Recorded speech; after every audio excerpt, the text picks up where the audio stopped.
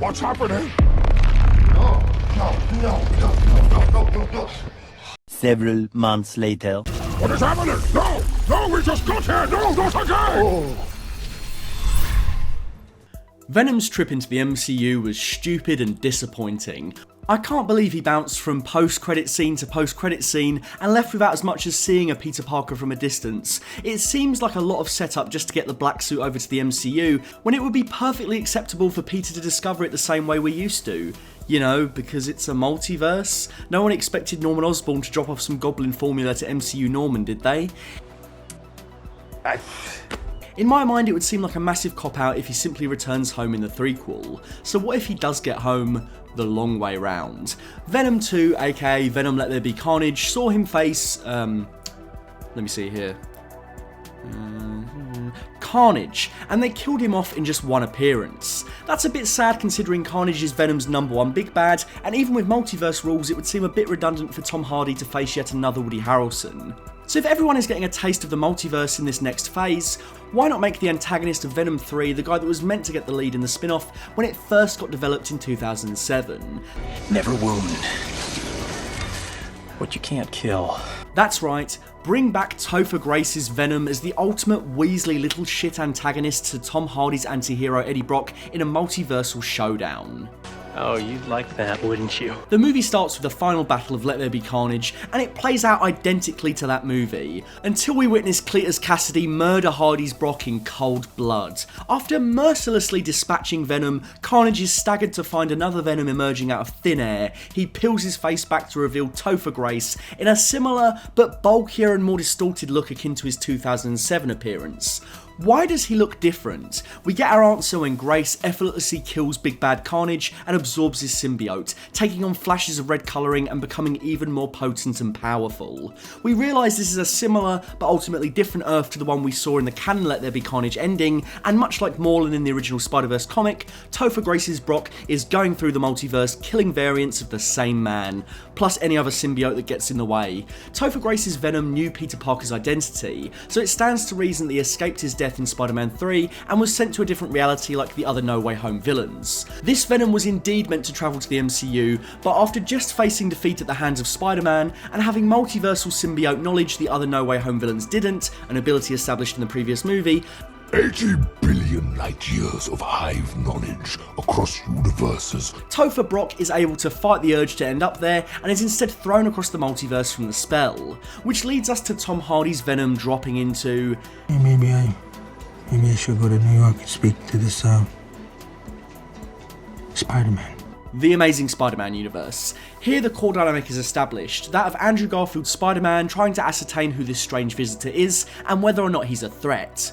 Garfield is perfect for this Venom. Not only is he the only Spider-Man who hasn't fought an alien yet, I want to fight an alien. He's clearly the darkest of the No Way Home trio. He noted that after Gwen he stopped pulling his punches. At some point I stopped pulling my punches. So maybe by pairing him up with the Lethal Protector himself, the movie could explore that a little bit more. Plus Tom Holland will have his own black suit story down the line, Tugboat obviously had a Venom, why not put Hardy with Garfield? Hardy never had a Spider-Man in his origin story, and Garfield never got to have a Venom. It's perfect. Why is Topher Grace's Brock killing other versions of himself? Well, in Spider-Man 3 he is humbled and humiliated. His confident sense of self is shattered, and the only thing to pick up the pieces is the symbiote, which he then loses control of mere hours later. Even with the symbiote he was nothing. Something the alien creature drills into his head. You are pathetic, useless and weak. Brock's overriding objective is to be strong, stronger than any Spider-Man, stronger than any version of himself that seemed to achieve so much more.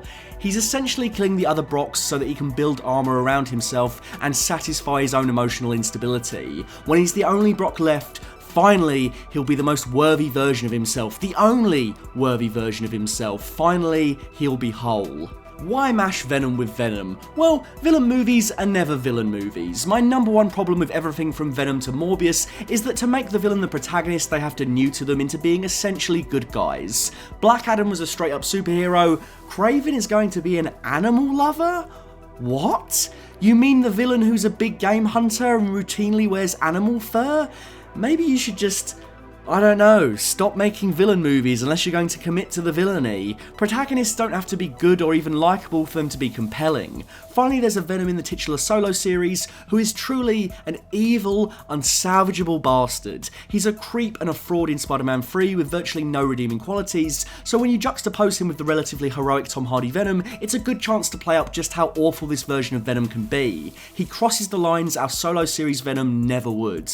I think we actually lean into the fact that these villain movies are bogus and suggest that we've never been following a bad Eddie Brock, but there are others there just like him who have indeed walked that darker path. We posit that what makes Tom Hardy Brock special is he's the most moral out of all multiverse Eddie Brocks, and so is his Venom. In an infinite multiverse of possibilities, these two found each other in the same place and are the perfect fit. Their apparent moral centre in spite of being symbiotic killers means they're potentially the only symbiote team that can take this all-consuming sinister Venom variant down. They're outcasts even to themselves, but unlike Topher Grace who lets that eat away at him and pushes him to more villainy, this discovery only strengthens Hardy Brock and this Venom's bond. They truly do care about each other. Just when Hardy and Garfield are starting to get along, with a clear task ahead of them, a new spanner is thrown in the works. We're fighting me? I wouldn't want to fight me neither. Enter Agent Venom.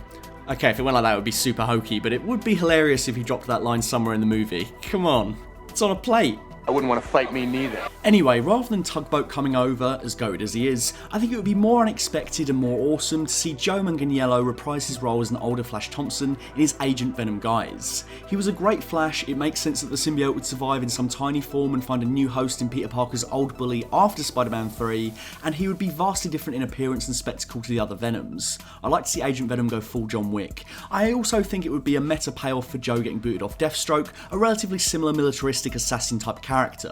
Agent Venom would certainly have echoes of his Deathstroke, and it would be a great way for him to finally fulfill that role in some form. My fist breaking your teeth, that's the accident. Garfield shouldn't dominate the movie, and I think his role should be similar to Black Widow in Winter Soldier or Banner in Ragnarok. Strong supporting heroes that get enough to do for it to be fun and worthwhile without overshadowing the eponymous hero. And then Flash Thompson would be likened to our Civil War Bucky Barnes. You know, he's a potential third hero, but also comes into repeated conflict with our leads because of his own goals and motivations. He's a rogue who we can't be sure of. You know how in a multi-Doctor special they're ultimately a team? Well, in a multi-Master special they end up hurting each other. Do it like that. This is Venom versus Venom versus Venom. At first anyway, they can't trust each other. I think Agent Venom and Tom Hardy Venom could form a kind of unlikely alliance by the end though, no doubt. I'd structure it like this. You know how John David Washington gets a bro-nection with Robert Pattinson and they're Tenet bros, but later on a new third Tenet bro comes in played by Aaron Taylor Johnson, and before you can say temporal pincer movement, we've got a trifecta of Tenet bros. Flash Thompson should come in like that, the third heat to shake up the story, just as the audience was getting comfortable with the Hardy Garfield Brit party. There's plenty of reasons why it would be great for Topher Grace to come back, aside from it being an Under the Silver Lake reunion with Andrew Garfield. Topher Grace is a great actor, and I think his roles in everything outside of Spider-Man 3 proves that. He's despicable as David Duke in BlacKkKlansman, where he injects that same kind of smarmy veneer that made his Eddie Brock so cringe-inducing. In Predators, he plays a conniving serial killer in a sorely underrated part, ending up just as intimidating as the titular aliens, in spite of being a psychological rather than physical presence. I like it here. I want to stay. There's nothing to suggest that his characterisation as Venom would be bad in a follow-up appearance. If the writing and direction can tap into what made these antagonistic roles compelling, whilst also giving this Venom enough to do and properly test our heroes, then we could go from one of the worst to one of the best cinematic Spider-Man villains.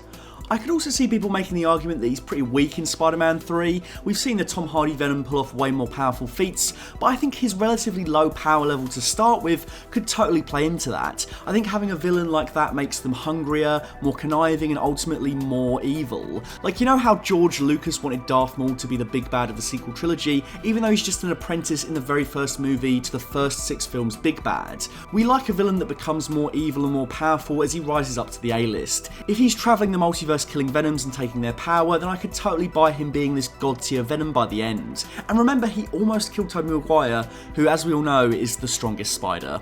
Make it R-rated, make it funny, make it bonkers. The second movie was a step in the right direction with all this. At a lean 90 minutes, it was hard to hate it, and I think the character has enough mileage in him to deliver more fun action comedies. Venom 3 could redeem Topher Grace's Venom, it could redeem Joe Manganiello's missed opportunities, and it could finally give Tom Hardy an epic Venom movie as grandiose as Spider-Man. Now watch him return to his home universe to face another brightly coloured symbiote with a Decepticon name from the C-list halls of Marvel canon in the real Venom 3. Oh well. A big thank you to my full fat tier patron, Dr. Chike. If you'd like to donate money to my Patreon, you can find me at patreon.com/fullfatvideos. If you'd like to find me on Instagram, you can find me at full_fat_videos. And if you'd like to find me on Twitter, you can find me at fullfatvideos.